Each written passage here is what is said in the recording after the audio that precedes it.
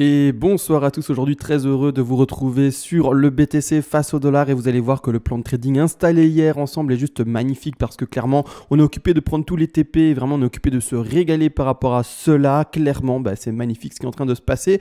On va faire comme toujours une rétrospective d'ailleurs finalement par rapport à ce qu'on a fait hier, avant-hier etc. Mais je prends vite fait ici la vidéo seulement entre guillemets de hier en ce 25 février 2020 pour la date aujourd'hui du 26 février 2020, c'est-à-dire qu'on agrandit l'écran, on revoit encore et toujours le plan de trading mis en place, vous savez très bien, pour ceux qui avaient shorté beaucoup plus haut et qui faisaient, comme je l'ai expliqué hier, des shorts à petite échéance, c'est-à-dire vraiment avec un intervalle de temps en horaire, voire même en journalier, comme expliqué hier, vraiment du swing trading à petite échéance, et bien tous les TP étaient indiqués ici à l'écran. Vous voyez, c'est des TP qui vont même chercher ici, là-bas en bas, 8399 $, sauf erreur de ma part, là-bas en droite. Donc clairement, c'est des TP qui sont encore ouverts là-bas en bas. On avait expliqué également comment mettre ces rachats de position, parce que quand on fait un short, on fait une vente, et donc on rachète petit à petit sa position dans les take profit partiels, etc.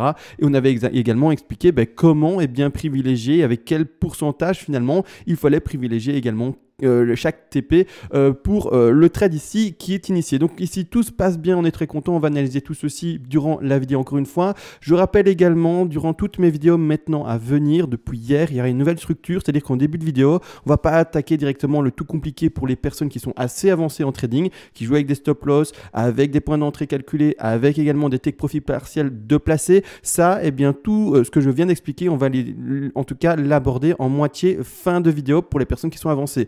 Donc comme toujours maintenant, on va commencer début de vidéo par des choses beaucoup plus simples, c'est-à-dire qu'on va changer de graphique, on ne va pas montrer les Elliott Wave, les ratios, les Fibonacci, etc. Ça c'est vraiment trop compliqué pour beaucoup de monde malheureusement, et j'essaye maintenant d'être un peu plus accessible pour tout le monde. Donc on va commencer en début de vidéo par un graphique extrêmement simple, je préfère le préciser, d'accord? Donc on ne va pas parler de trading, on va parler d'investissement, de figures très simples également, voir qu'est-ce qui peut se passer, etc. Sur vraiment des zones de support résistance. Les plus avancées, vous aurez compris, vous prenez votre petit doigt et vous avancez. Vous regardez jusqu'au moment où je commence à parler finalement de TP, etc., etc., de plan de trading, de décompte Elliott, etc., etc. Bien entendu. Juste avant d'ailleurs de commencer, il est vrai, je devais remercier les deux personnes récentes qui ont fait des donations. Merci à vous. Vous le savez, les donations, ça permet simplement à la chaîne de persister dans le temps parce que c'est beaucoup de temps pour ma part, enregistrer, travailler le graphique, savoir quoi dire, etc.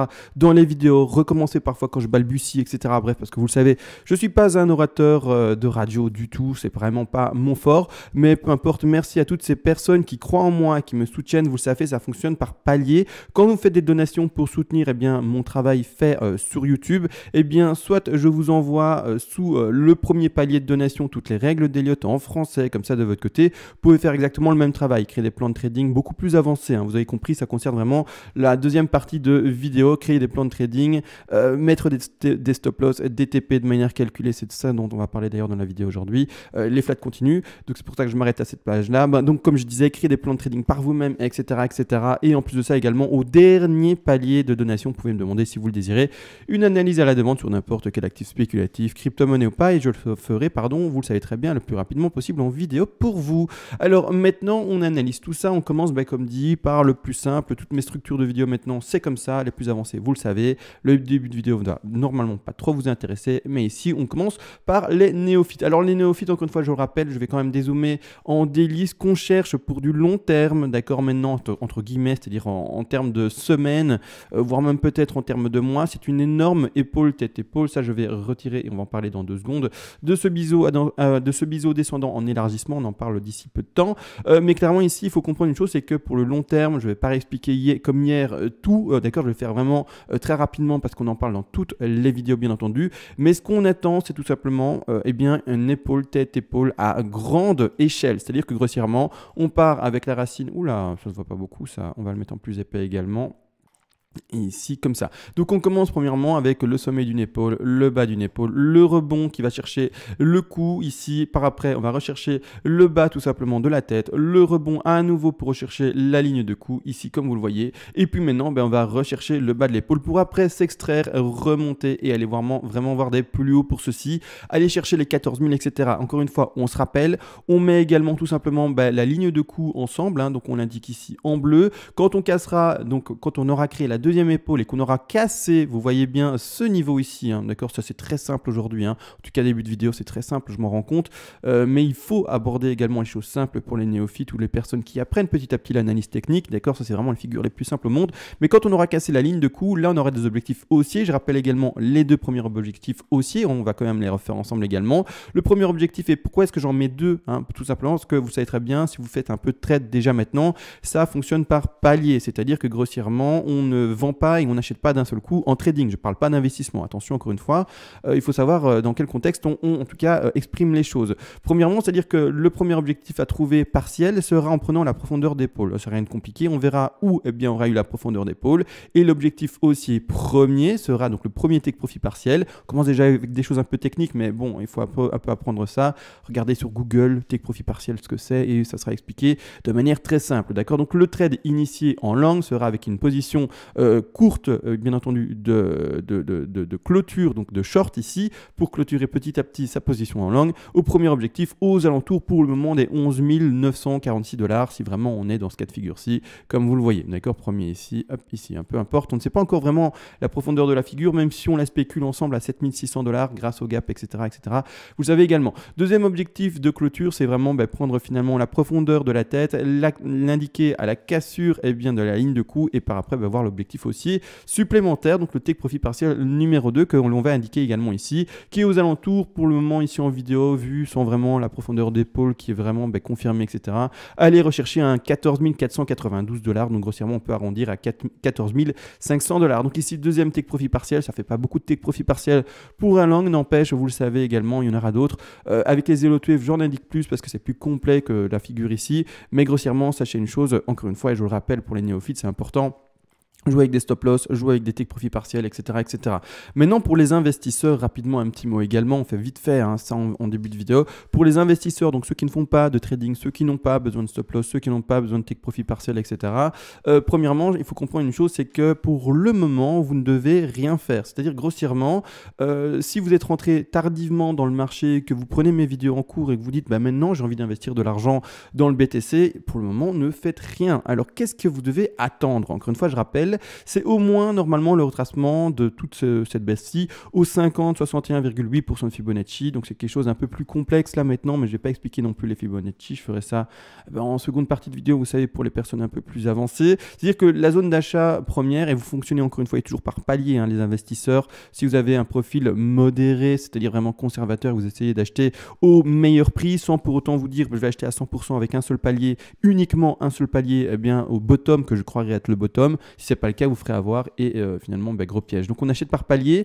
Le premier palier intéressant d'achat sera entre les 50 et 61,8% de Fibonacci, voire même comme expliqué hier, vous pouvez en mettre deux. Vous pouvez mettre un premier TP là, donc un take profit finalement, un palier d'achat ici et le dernier également sera ici à la cassure par le haut. D'accord. Donc ici pour le moment on peut indiquer deux paliers. N'oubliez pas également, vous devez au moins avoir, moi je préconise minimum à partir de 6-7 paliers d'achat pour l'investissement. Plus il y en a, mieux c'est, limite. Donc vraiment, si vous en avez que 1, 2, 3, c'est très léger. Vous allez vite vous faire avoir par le cours. Donc vraiment, essayez d'avoir un peu plus de paliers d'investissement également. Je rappelle, les paliers d'investissement sont soit des supports, soit également des moyennes mobiles, soit également tout simplement des résistances. C'est tout ce qui peut servir de points importants dans le graphique. Donc ici, 2 points importants d'achat, 50% à 8 460 $, 61% à 7 884 $. N'oubliez pas, c'est les prix sur Bitstamp. Si vous êtes sur Coinbase ou d'autres échanges, vous réadaptez tout cela par rapport à votre échange. Les prix sont légèrement différents. Vous reprenez le Fibonacci comme moi en vidéo,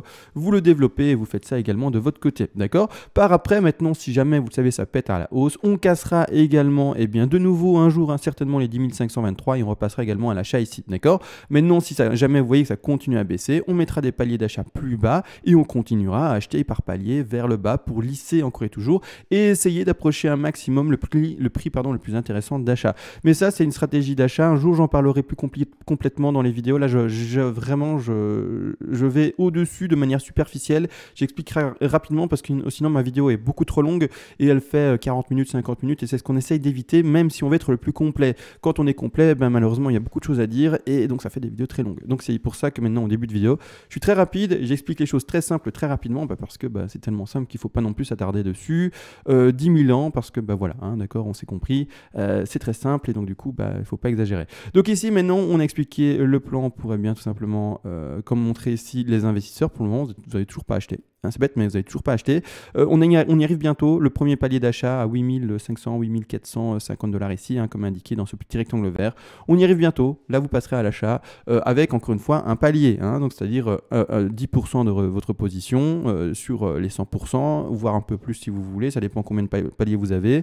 Mais il faut comprendre que c'est un seul palier. D'accord ? Maintenant, si vous avez un plan d'achat et donc un plan d'investissement plus long, ben, si vous vous adaptez par rapport au plan d'investissement plus long. Là, j'essaie vraiment d'accompagner tous les petits nouveaux qui arrivent seulement maintenant et qui n'ont pas un plan d'investissement indiqué depuis déjà maintenant 1 mois, 2 mois, 3 mois, voire peut-être même 1 an, 2 ans, 3 ans. Hein, d'accord ? Encore une fois, tout dépend depuis quand vous êtes finalement dans le marché. D'accord ? Donc ici, clairement, plan d'investissement très court vu et rapidement. On va vite voir également mais maintenant le biseau d'élargissement baissier. Alors c'est-à-dire que grossièrement, il faut le comprendre également, ce biseau-là, je vais essayer de le dessiner de manière assez simple et rapide. Ce biseau-là, il faut le comprendre, c'est clairement une figure de retournement. Oula, on délie. Je vais essayer quand même de prendre l'aimant et je vais également surtout prendre un autre outil que la ligne de tendance. Je vais souvent prendre ceci ici. Il faut comprendre une chose, c'est que voilà, là-dessus on sera mieux.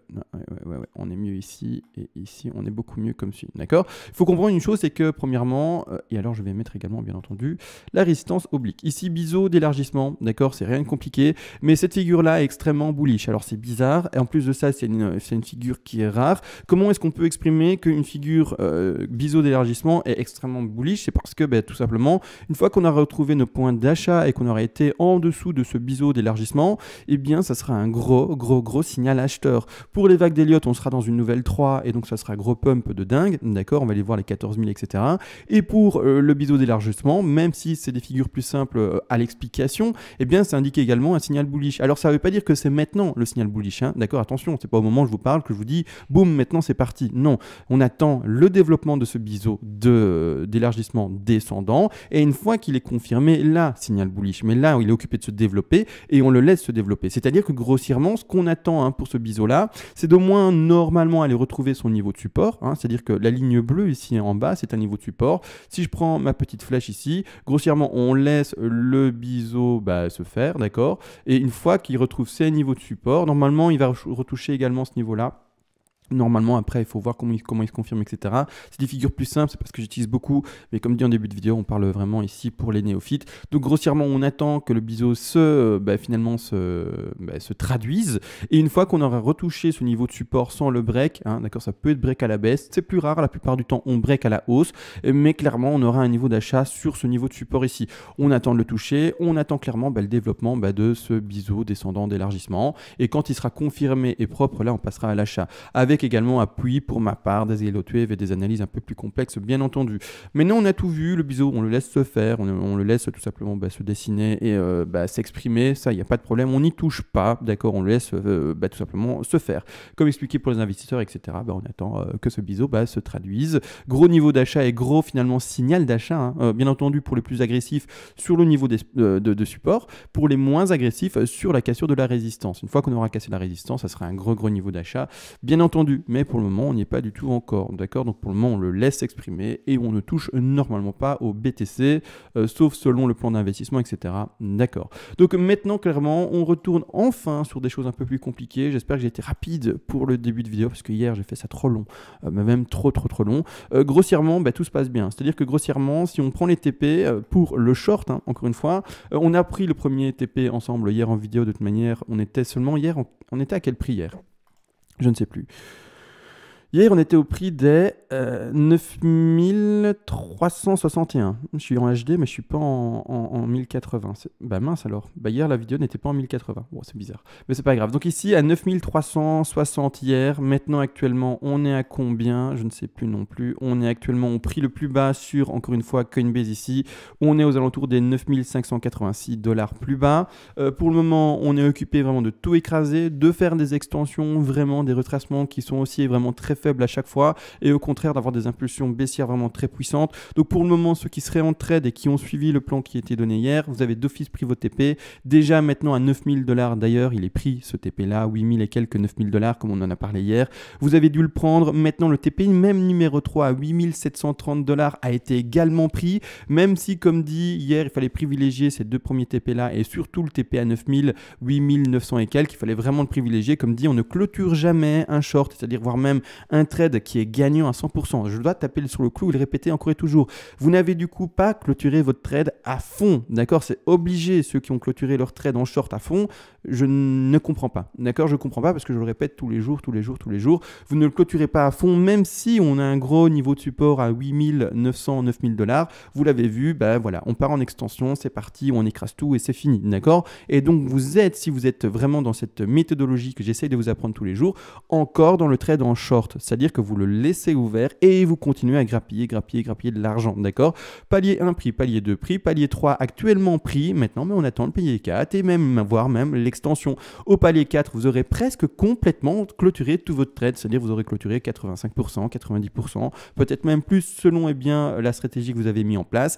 Mais une chose est sûre, c'est que même si on arrive d'ici peu de temps, peut-être à 8368 $, ici le petit rectangle, même si on arrive dans cette zone de prix, vous n'aurez toujours pas clôturé votre trade à fond. C'est-à-dire que vous aurez encore 5%, peut-être 10%, peut-être, mais dans l'éventuelle continuité de la baisse du BTC pour aller voir les 7800, les 7600, qui sait jusqu'où peut descendre le BTC, bien entendu.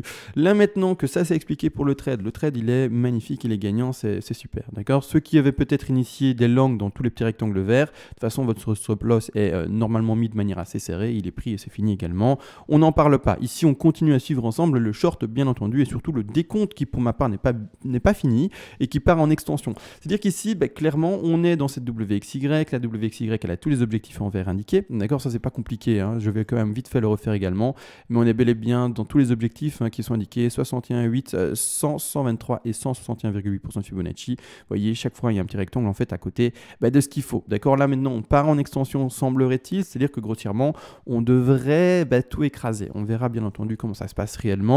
Et de toute manière, un trade est tenu un maximum de temps, tant qu'il est dans le vert, comme expliqué, et pas de manière émotionnelle, clôturer trop vite ou quoi que ce soit. On tient son plan et on va avec le plan. Donc ici, pour le moment, le décompte que l'on peut voir pour ceci. Alors, je vais mettre tout maintenant de manière visuelle. Il va y avoir plein de choses à l'écran et donc il faut s'accrocher, d'accord? Encore une fois, je vais commencer par les vagues, entre guillemets, que je lis maintenant de plus grande, finalement, time frame, hein, finalement, ici. Ce sont les vagues en rose. Alors, elles ne sont pas très visibles, mais ce sont les vagues en rose. Ces vagues en rose finissent très bien une B vers une C. Alors c'est ce qui est entre parenthèses bleu, B ici en bleu vers la C entre parenthèses bleu. C'est une énorme extension sur la B vers la C. Quand les extensions se font, tant mieux, hein. Ça fait en sorte que notre trade soit encore plus gagnant et on y va, bien entendu. On ne va pas râler, ou en tout cas bouder sur des choses qui font gagner de l'argent. Clairement, on est plus qu'heureux que ça se passe. Donc ici, clairement, voilà, on est sur, pour ma part, sur ceci, on garde la WXY expliquée en vert de hier, d'accord? On n'est pas pour ma part en leading, ending ou quoi que ce soit, on est vraiment dans quelque chose d'impulsif. Donc ici d'ailleurs ça se voit avec l'intensité baissière qu'on reconnaît sur le BTC, quelque chose d'impulsif assez puissant. Donc c'est-à-dire qu'on reconnaît ici tout simplement le sommet de la une comme hier, hein, ça n'a rien de compliqué, les roses elles sont confirmées, elles sont tenues. On a dépassé d'ailleurs gros niveau, hein, vous voyez ici gros niveau de support sur les 161,8% de Fibonacci. On l'avait dit hier à 9071 $. Gros niveau ici de support. Grossièrement, il y a un tout petit rebond minuscule, microscopique. Et puis après, enfoncement de ceci. Donc, go en extension, c'est parti dans le décompte. On part vraiment sur des objectifs plus bas et plus baissiers. Maintenant, je rappelle tout de même tous les objectifs d'une 3. Donc, la petite 3 ici, entre parenthèses en rose. Les objectifs tous, rappelés, sont les 161,8% de Fibonacci. Donc, le premier objectif, c'est celui-ci. Mais c'est juste un premier objectif en plus de ça. Hier, je vous l'ai dit, etc.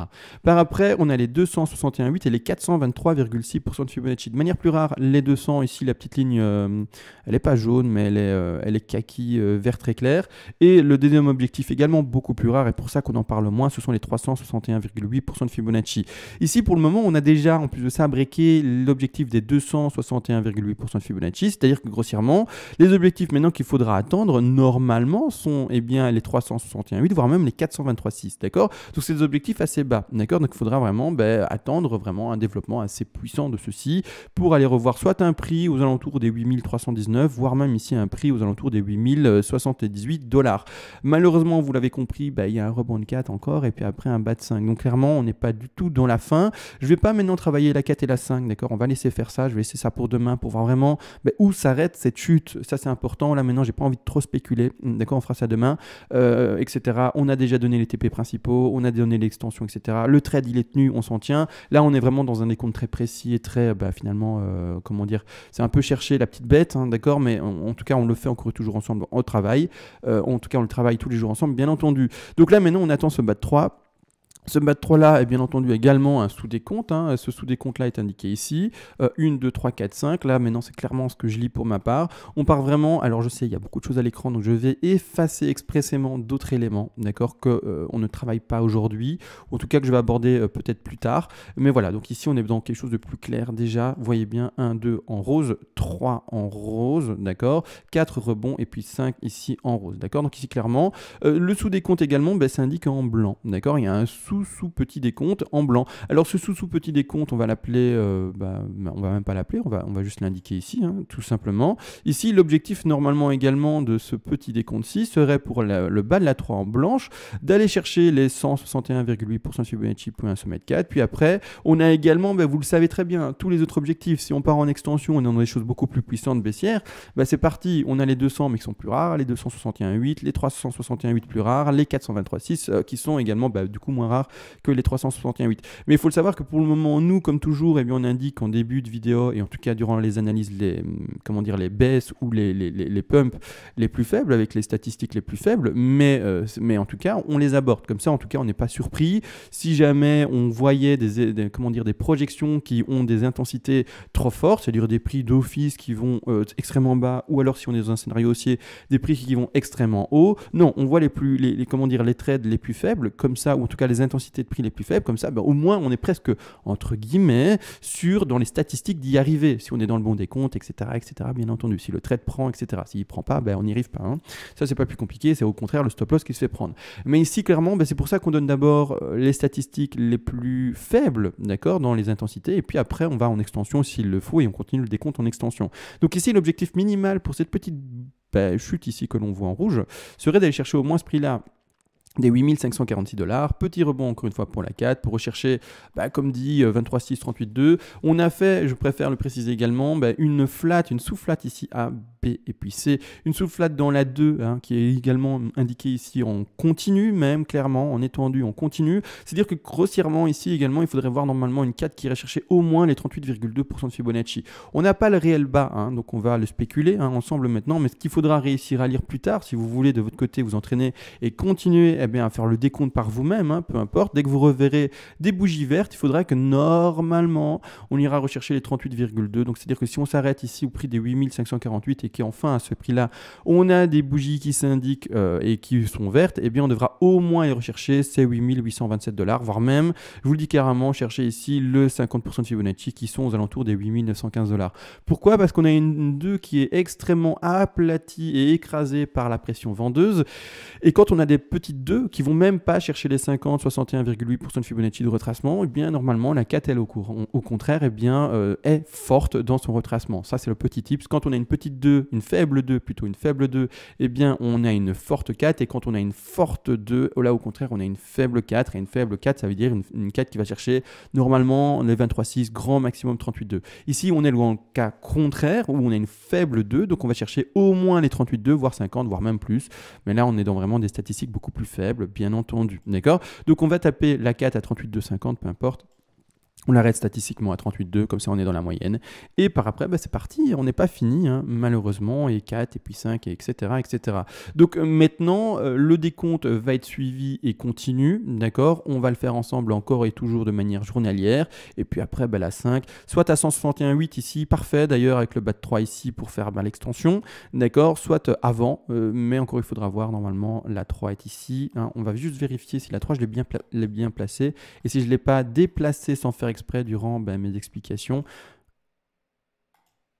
La 3, 423,6. Ok, 423,6 de 3. Ok, d'accord.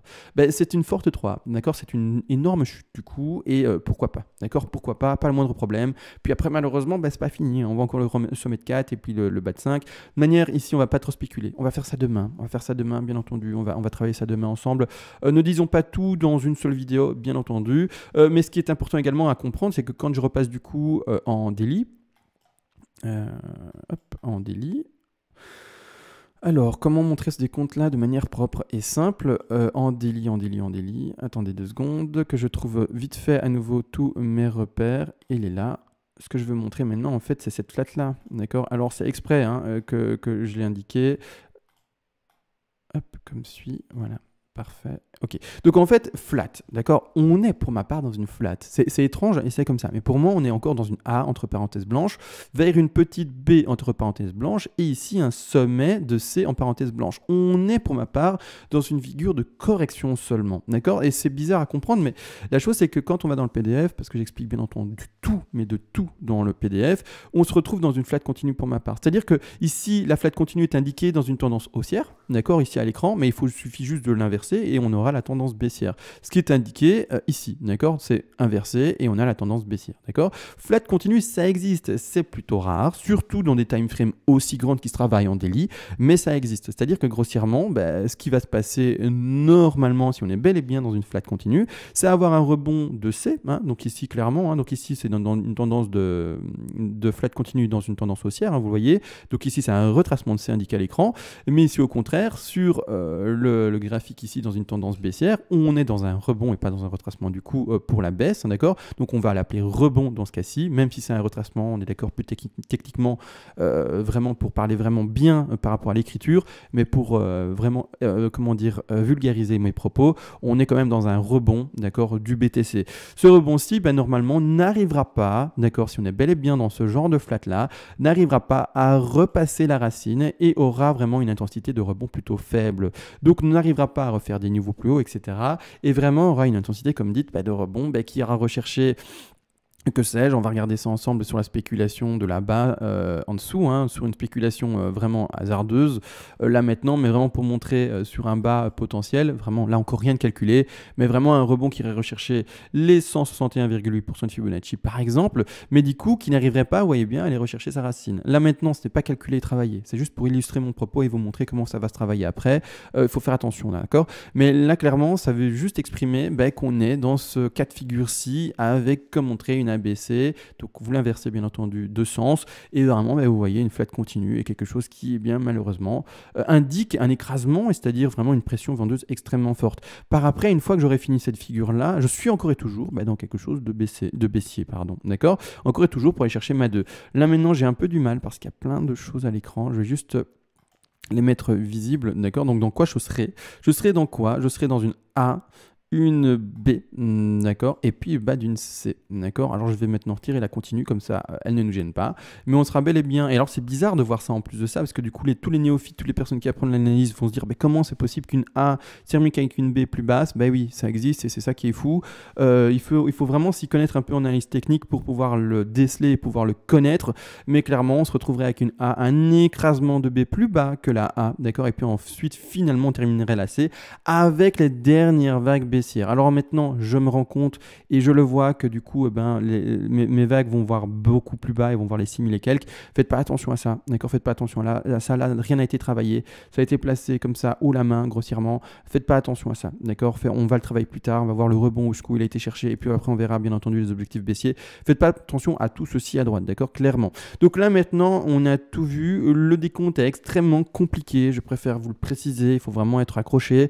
On verra comment ça se passe. Maintenant, on a été vraiment dans du très très complexe et même j'ai pas développé plus parce que sinon je sais que je vais perdre vraiment un maximum de monde et que malheureusement la vidéo va faire 40 minutes. Et est-ce que c'est ce que je veux? Non, c'est pas du tout ce que je veux, d'accord. Donc ici clairement on va mettre un petit frein et on va comme d'habitude se dire à demain d'ailleurs, voir vraiment où continue à la baisse, comment se situe et comment se développe ce décompte, si oui ou non il est bon. De toute manière, pour le moment, les personnes qui sont en short mais continuent à prendre de l'argent et à profiter bien tout simplement de cet argent-là. Les personnes, je préfère également préciser, qui sont en short depuis. Alors là, c'est vrai. Parce qu'il y a quand même des personnes qui sont en short depuis les 10 500. Hein, le short initié ensemble, d'ailleurs, depuis les 10 500, il est fait et là-dessus, il n'y a pas de problème. Les personnes qui sont en short, pas en petit short de journalier comme maintenant, mais vraiment en short vraiment depuis beaucoup plus longtemps, donc depuis la date ici aux alentours du 13 février 2020, ceux qui sont en short depuis là, c'est parti. Hein, vos TP sont plus élargis, bien entendu, et on parle du coup pas de la même chose. Hein, on parle vraiment de TP beaucoup plus élargis, c'est-à-dire que grossièrement, si on prend d'ailleurs par rapport à celui-là, pour être vraiment très précis, et pas par rapport au plus grand sommet là. Vous avez pour le moment pris enfin votre TP de sécurité, c'est-à-dire que le TP de sécurité, vous l'avez placé, ça dépend, votre offensivité, on va l'appeler comme ça, hein, d'accord. C'est-à-dire que grossièrement, donc on est bel et bien dans une 1 vers une 2, ça dessus, je ne vais pas le redessiner, hein, je vais juste maintenant, comme on est entre avancé normalement en fin de vidéo, on ne va pas tout réindiquer à l'écran, vous devez normalement comprendre les choses sans que je l'indique forcément. C'est-à-dire que le premier TP, soit vous avez été plutôt rapide dans votre prise de take profit partiel, et tant mieux, hein, c'est juste pour couvrir, comme dit, les frais, etc., etc. Vous avez pris votre TP à 23,6, voire même déjà maintenant à 38,2, d'accord. Donc maintenant, c'est sûr, 38,2, il faut le prendre. Hein. Si vous l'avez toujours pas pris, je vous invite à prendre votre TP. Hein. Normalement, 23,6 pour les personnes qui ont fait les choses bien, ou un peu tardivement, maintenant à 38,2 si vous êtes plutôt agressif dans votre stratégie. Mais maintenant, il faut avoir pris un take profit partiel. Hein. Faites pas l'erreur de ne pas le prendre, hein. D'accord, c'est vraiment important. Prenez votre take profit partiel, ça c'est fait. Maintenant, c'est fait. Maintenant, les deux prochains take profit partiels, et ça, c'est les take profit partiels majeurs, sont à 50% de Fibonacci et sont également, comme indiqué, à 61,8. Donc ici, take profit de sécurité que vous avez pris là ou là, je ne sais pas, vous l'avez pris où vous voulez, donc je vais le mettre au milieu, hein, peu importe. TP1 d'office, hein, d'accord, avec une majorité de votre trade, et TP2 avec une majorité de votre trade. Par exemple, ça veut dire quoi? TP1, vous reprenez un take profit partiel à hauteur de peut-être 10%. C'est juste pour couvrir les frais, hein, la tenue du trade dans le temps, etc. C'est juste pour ça, ce TP-là. C'est juste pour se dire, ben voilà, je ne paye déjà plus mes frais. Ça, c'est important. Par après, vous avez la suite, et là, c'est les deux, d'ailleurs, c'est les deux TP qu'on va privilégier. Donc, c'est-à-dire que vous allez prendre, par exemple, un TP à hauteur de 30% ici, un TP à hauteur de 30% là-bas plus bas, donc dans le deuxième TP principal, d'accord, ça c'est un TP intermédiaire que j'appelle pour ma part 0.5, donc TP1, TP2 ici, hein, d'accord, donc là vous prenez 30 par exemple, hein, si vous voulez être encore plus agressif, vous prenez soit moins, soit plus, ça dépend de votre plan encore une fois, mais vous prenez 30, donc si on fait vraiment ce contexte-ci 10, 30, on est à 70, donc tout simplement, encore une fois, vous n'oubliez pas de prendre des TP également plus bas, d'accord, qui seront du coup également, vous l'aurez compris, celui-ci a été copié-collé là, mais qui seront du coup avec des proportions de votre trade plus faibles. Donc par exemple 10 ici, 30 là, vous êtes à 70, et vous continuez à acheter, parce que vous savez, hein, on continue et on tient un trade ouvert le plus longtemps possible quand il est dans le vert, donc c'est-à-dire quand il est gagnant. Donc ici, vous rachèterez par exemple votre position de vente, hein, parce que vous êtes en short ici, depuis les 10 500, vous rachèterez par exemple sur les prix de Bitstamp aux alentours des 7 329 $, à nouveau 10%, d'accord. Donc ici, on est à 70, hein, plus celui-ci, on est à 80, et puis après, vous continuez à descendre avec le cours. S'il devait continuer à descendre avec le cours, vous rachèterez 85,4 et voire même encore plus bas. À partir d'un moment, vous allez vous dire, maintenant, je peux plus les TP. Il y a un moment où si le cours il continue à baisser, j'aurai plus de TP à prendre. C'est-à-dire que grossièrement, il me restera peut-être 10%, 5% sur mon trade. Si je continue à prendre des TP de 1, 2, 3% à chaque fois, sans jamais le clôturer, ça devient vraiment presque ridicule. Je l'entends et c'est vrai. Donc commence maintenant à la toute fin d'un trade avec énorme extension, où on irait peut-être voir des plus bas, etc. Qui sait, on n'a pas de boule de cristal. Si le trade il devait aller en dessous des 6 000 $, pourquoi pas finalement, hein, tant mieux, hein, pour ceux qui sont en short, ils gagneraient de l'argent. C'est pas ce que je dis qu'il va se passer, mais c'est un plan de trading qui est mis en place et tenu de manière non émotionnelle, d'accord, statistique, calcul et vraiment rigoureux. Donc ici, comment ça se passe? Du coup, votre stop loss, là vous allez pouvoir vous dire, donc stop loss, je vais le symboliser encore une fois avec une ligne de tendance, hop, stop loss en bleu, stop loss maintenant d'ailleurs, normalement rentrer dans le vert légèrement, voire même peut-être plus si vous êtes plus agressif, mais attention à où vous le mettez, ne le mettez pas trop bas. Ne soyez pas agressif en fait, avec stop loss, ne soyez pas agressif. Prenez vraiment un stop loss et déplacez-le petit à petit, vraiment doucement, vraiment petit à petit dans le temps, avec les résistances et les supports cassés, mais ne soyez pas agressif. C'est vraiment le meilleur des conseils que je peux vous donner. Malgré tout, si jamais le trade, il est déjà descendu et il est déjà dans le temps, hein, on spécule, il a fait ça, peu importe. Il a fait ça, il est là-bas en bas, mais non, il est vraiment déjà à 6000 et quelques, on est vraiment sur les derniers niveaux de support. Vous allez vous dire, voilà, là maintenant, c'est bon, j'ai pris tous mes TP, j'ai vendu 90% de ma position, plutôt, pardon, racheté 90% de ma position. Là, maintenant, qu'est-ce qui se passe? Votre stop, je ne sais pas où vous l'avez déplacé, hein, pendant le temps, peu importe, mais là, ça sera votre stop, votre TP. C'est-à-dire que grossièrement, vous allez le descendre, le descendre, le descendre et dire ben voilà, je descends avec le cours et vraiment, ben maintenant, j'essaye de suivre à chaque fois les niveaux de résistance indiqués. Donc là, ici, si on prend ceci, vraiment les lignes roses que j'ai indiquées de manière vraiment hasardeuse, hein, vous avez vu, j'ai fait ça comme ça, bam, bam, bam, avec ma flèche, mais grossièrement, vous allez descendre vos stops à chaque fois au dernier niveau de résistance, d'accord? Puis après, dernier niveau ici de support, etc. Et vous allez suivre le cours s'il continue à descendre. Si, imaginons, il continue à descendre. D'accord? Et bien par après, vous ne prendrez plus de TP. Vous suivrez le cours en descendant à chaque fois votre stop au niveau de support, résistance, enfin résistance, support, etc. Et vous descendrez avec le cours jusqu'à ce qu'à un moment, on aura connu le plus bas et au moment où, qu'est-ce qui se passera? Boum. Et là, votre stop sera pris, trade clôturé à 100% et vous aurez tenu le trade le plus longtemps possible jusqu'au plus bas. Si jamais le BTC devait descendre à 5000, pourquoi pas, encore une fois. Encore une fois, on ne fait que mettre des plans de trading et on n'a pas les prétentions de lire l'avenir. C'est ça qui est très important, bien entendu, et c'est ça qu'on met en évidence sur la chaîne. Donc maintenant, je pense que j'ai tout dit. J'espère que j'ai pas fait une vidéo encore une fois trop longue. Non, je pense pas. En tout cas, très complète, bien entendu. Les néophytes qui ont suivi jusqu'à la fin, bravo à vous, même si je le sais, c'est pas forcément compréhensible avec tous les termes que j'utilise, mais accrochez-vous, hein, c'est à force d'entendre les personnes exprimer leurs analyses avec un certain vocabulaire que vous apprenez, également la méthodologie que j'explique tous les jours, essayez petit à petit la comprendre. Je rappelle également, le trading c'est quelque chose de très difficile, c'est-à-dire que grossièrement c'est un travail. Si vous pensez rentrer en trade, ouvrir un trade le matin, puis aller chez vous au travail, je sais pas ce que vous faites, hein, vous faites ce que vous voulez dans la vie, vous allez travailler et que vous revenez le soir, grossièrement, il faut savoir que c'est un trade qui est lâché un peu, comment dire, sauvagement, d'accord? Grossièrement, un trade, c'est tenu et c'est regardé et vous devez être derrière votre PC. Donc, si vous pensiez trader et vous dire, je lance le trade le matin et de temps en temps, je regarde mon trade, c'est pas bon. Parce qu'encore une fois, votre stop loss, je préfère le rappeler, n'est pas d'office pris. S'il y a un mouvement vert, c'est-à-dire ici, on est en short, mais s'il y a un moment, un mouvement vert, c'est-à-dire un gros mouvement haussier et que votre stop, peu importe où il est placé, mais que votre stop est placé par exemple à 10 100, 10 200, peu importe, mais que le mouvement haussier est tellement puissant que tous les ordres ne se font pas prendre, votre stop loss ne sera pas forcément pris. À ce moment-là, vous serez peut-être au travail à ce moment-là, je ne sais pas où vous êtes, avec vos enfants, promenade avec le chien, j'en sais rien, vous faites votre vie. Votre trade il est ouvert à la maison, grosse bougie verte et malheureusement stop loss pas pris. D'accord? Qu'est-ce qui se passe? Vous êtes en perte et vous allez accumuler pertes de malade. Et alors là, c'est liquidation, hein, bien entendu, ça dépend le levier que vous avez mis, etc.